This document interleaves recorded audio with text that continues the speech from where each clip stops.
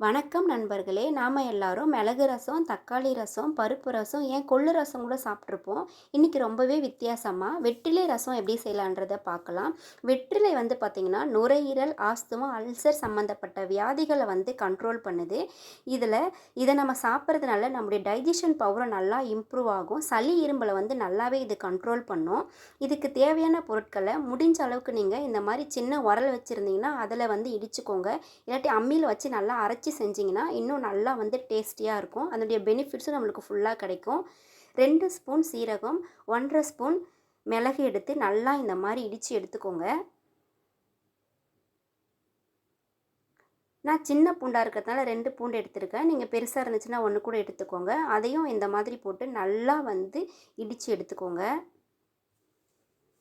இடித்து செய்யும்போது அதனுடைய டேஸ்ட் வந்து இன்னும் நல்லா சூப்பராக வேறு லெவல் இருக்கும். 4 வெற்றிலை எடுத்துக்கோங்க. அதிகமாக வெற்றிலை சேர்க்க வேண்டாம்.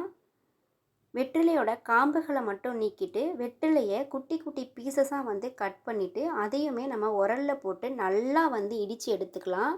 இது எல்லாத்தையும் நம்ம தனியாக ஒரு பாத்திரத்தில் எடுத்து வச்சுக்கலாம். இப்போது ஒரு மீடியம் சைஸ் தக்காளி எடுத்துக்கோங்க. தக்காளியும் சின்ன சின்ன பீசஸாக வந்து கட் பண்ணி அதையுமே நம்ம உரலில் போட்டு நல்லா வந்து இடித்து எடுத்துக்கலாம். இப்போ நம்ம ரசம் வைக்க ஸ்டார்ட் பண்ணிடலாம். ஒரு கடாயை வச்சுக்கோங்க. கடாய் நல்லா காஞ்சதும் 2 ஸ்பூன் எண்ணெய் விட்டுக்கோங்க. எண்ணெய் நல்லா காஞ்சதும் கடுகு பொரியட்டும். கடுகு பொரிஞ்சதும் வரமிளகா போட்டு நல்லா வந்து பொரிய விடுங்க. மிளகா நல்லா பொரிஞ்சதும் நம்ம தட்டி வச்சுருக்கிற பூண்டை சேர்த்து அதை வந்து ஒரு 1/2 மினிட்ஸ் மட்டும் கொஞ்சம் நல்லா வந்து எண்ணெயிலே பொரிய விடுங்க. இது கூடவே நம்ம இடித்து வச்சுருக்கிற மிளகு சீரக பொடியும் சேர்த்து நல்லா வந்து ஒரு 1/2 மினிட் வதக்கி விடுங்க. கறிவேப்பிலை சேர்த்து வதக்கின உடனே நம்ம ஆல்ரெடி இடித்து வச்சுருக்கிற தக்காளியும் சேர்த்து ஒரு 1 மினிட் மீடியம் ஃப்ளேமில் வச்சு நல்லா வந்து வதக்குங்க. நான் ஒரு 1/2 லெமன் சைஸ் புளி எடுத்து ஊற வச்சு அதனுடைய தண்ணி மட்டும் எடுத்து வச்சுருக்கேன். அந்த தண்ணியை ஊற்றிட்டு தேவையான அளவுக்கு நம்ம தண்ணியும் ஊற்றிட்டு கொஞ்சமாக மஞ்சத்தூள், தேவையான அளவுக்கு உப்பு போட்டு நல்லா வந்து கலந்து விட்டுக்கலாம்.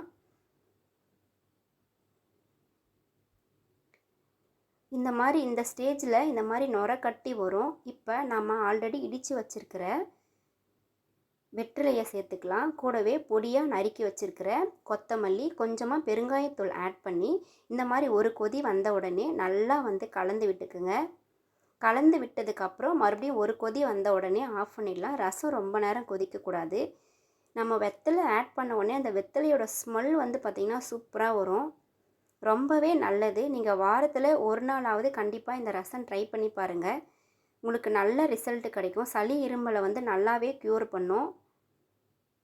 நல்லா சுட சுட நீங்கள் சாதத்துக்கூடவோ இல்லை வெறுமனே இந்த ரசத்தை மட்டுமே நீங்கள் ஒரு 1/2 டம்ளர் வந்து குடிச்சிங்கன்னா உங்களுடைய தொண்டை கரகரப்பு, சளி பிரச்சனை, இருமல் பிரச்சனை எல்லாமே வந்து சால்வ் ஆகும்.